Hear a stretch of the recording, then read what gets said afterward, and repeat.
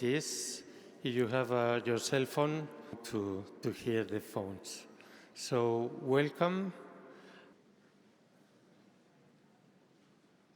The Pope, please don't fall in knees. No.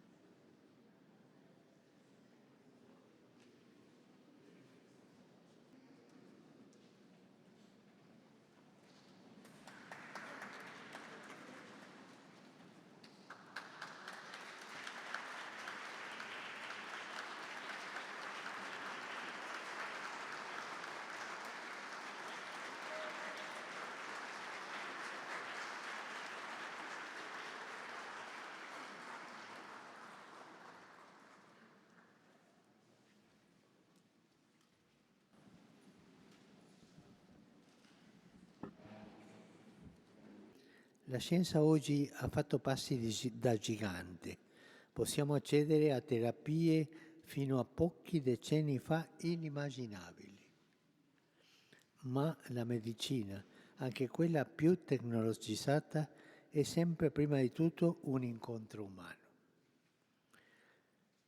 fatto di cura, vicinanza e ascolto. E questa è la missione del medico di famiglia. La presenza del medico di famiglia infatti aiuta a circondare il malato con una rete di affetto, di condivisione, di solidarietà che va oltre la fase diagnostico-terapeutica, rafforzando i rapporti umani, facendo della sofferenza un momento di comunione da vivere insieme, non solo per il bene del paziente, ma per quello di tutti, di chi cura, dei familiari, della comunità allargata.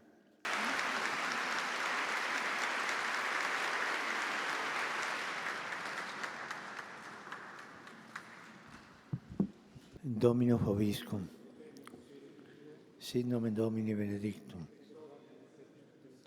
aiuterium nostrum in nomine Domini.